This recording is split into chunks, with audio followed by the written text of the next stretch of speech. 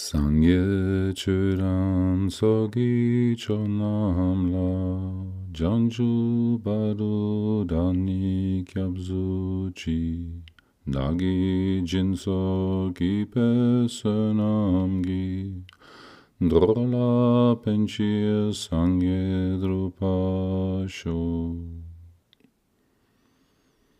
May all beings have happiness and its causes. May all beings be free from suffering and its causes.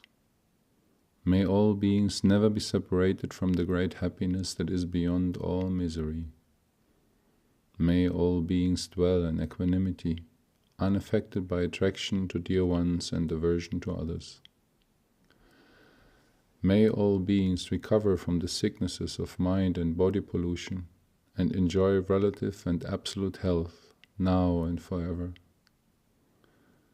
May all beings relax in a pure and healthy outer and inner environment, now and forever.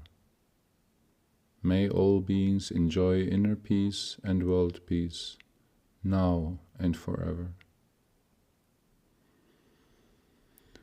Malusem chen kungi gengyo chik dude punjami tse jomze la ngena malu yanda kengyo pe chomden go jehene die shek susor.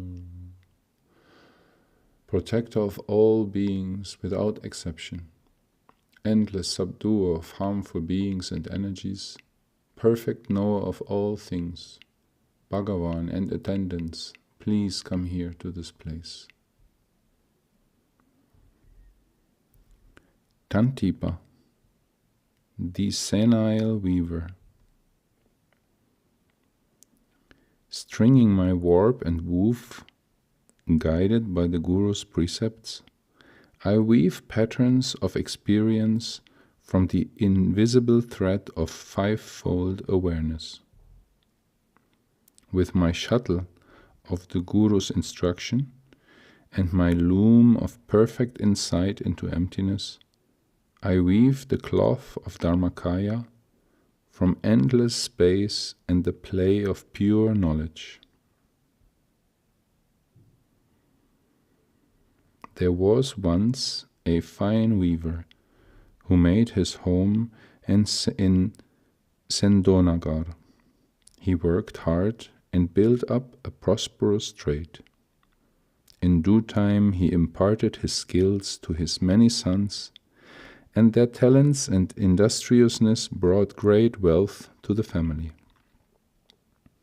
As the years passed, the sons all married, taking wives from their own caste, and the tribe of weavers increased in the land. When the weaver was 89 years old, his beloved wife died. This sad loss aged him swiftly. He soon grew senile and infirm and was unable to care for himself. His daughters-in-law took it upon themselves to feed and tend to the old man, but they constantly fussed and complained about him to their husbands. One said, "His foolishness is a constant source of embarrassment when customers come to call." Another said, "The whole town makes fun of him and us. He's ruining our reputation." Yet another said, "He is creating negative karma for the whole family. Do you want your children and grandchildren to be poor as field mice?"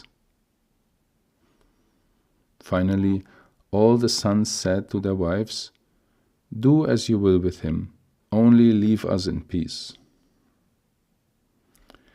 The wives conferred. They were all much too good-hearted to turn the old man out, but they wanted him out of sight. At last, one of them had the idea to build him a cool and comfortable grass hut out in the garden. There no one would see him, but he would be in beautiful surroundings. They all agreed on this plan. Thus, the old man was banished from house, home, and family. And although his daughters-in-law continued to feed him as before, he grew bitter and angry. Lonely in his grass hut, he took to talking to the passing breezes. One day, some months after this banishment, it happened that the Guru Jalandhara was passing through Sendonagar. Among those he approached for food was the weaver's eldest son. The son invited him to his home for a meal, where his wife was only too pleased to serve the holy man. After the Guru had dined, the wife invited him to stay the night. He refused, saying that it was not his custom to sleep on comfortable beds indoors. Graciously, his hostess led him out into the scented cool of the night garden. She had her servants fetch him a lamp and anything else he might require, and bade him good night. Just as Jalandhara was falling asleep, he heard a tremulous old voice speaking fretfully to itself. "Hello," he called out. There was a moment of silence. Then the disembodied voice demanded imperiously, "Who is that?" "A visiting mendicant," replied the yogin. "Who are you?" "The head of this household, that's who," came the querulous reply. Lighting his lamp, Jalandhara suddenly spied a small grass hut nearly hidden by a wild grove of sweet-smelling jasmine. He entered the hut and, at the old man's invitation, sat down and listened to the weaver's tale of woe. "I am the father of this family of weavers. In my prime, I was the master of this house and business. But no one has any use for me now," the old man complained. "I have been humiliated by my own sons and their wives. They keep me locked up in this hut as though I were some kind of monstrosity. How hollow are life's promises."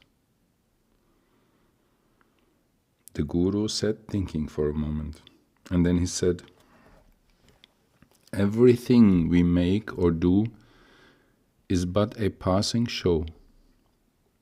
Everything that enters into existence enters into suffering. Everything is hollow illusion. Only in nirvana can peace and happiness be found. Would you like me to give you the instruction that prepares one for death?" he asked. "I would," replied the weaver, his voice firm and sure. Whereupon the Guru initiated him into the mandala of Hevajra and taught him how to meditate. The following morning the Guru departed, and life went on as usual.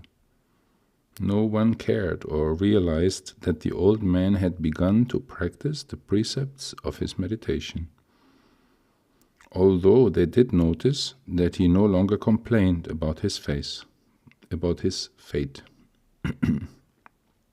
In fact, he no longer spoke at all.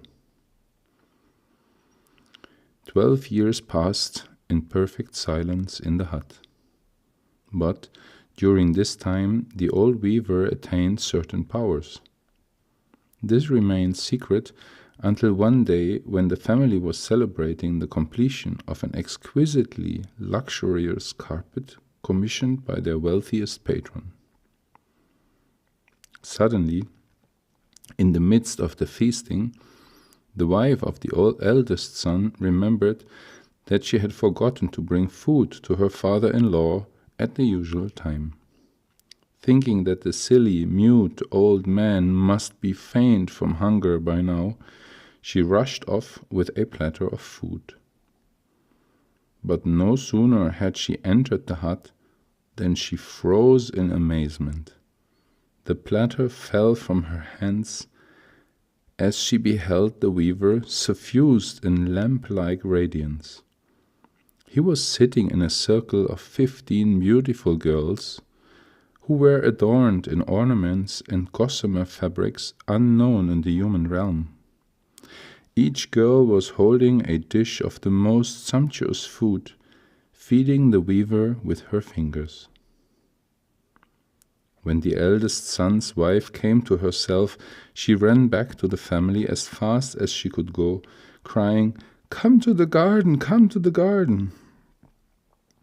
Thinking his father must be dying, the eldest son began to weep, and the whole family hurried to the hut. There, they were nearly blinded by the radiance that now filled the entire garden. "The old man is possessed," they shouted. By morning, the entire city of Sendonagar had heard the amazing tale of the old weaver in the garden. People came from every quarter to stare. Some prostrated themselves before the hut. At last, the weaver emerged from his place of exile, but he was a senile, decrepit old man no longer. He had been transformed into a 16-year-old boy, bursting with strength and health. The transfiguring light that emanated from him was so intense that the onlookers were forced to cover their eyes. His body was like a highly polished mirror, and all manifest appearances were reflected from him as pure light. The weaver became known as the Guru Tantipa. After numerous years spent in selfless acts for the populace, he was assumed into the paradise of the Dakinis, along with a vast host from the city of Sendonagar.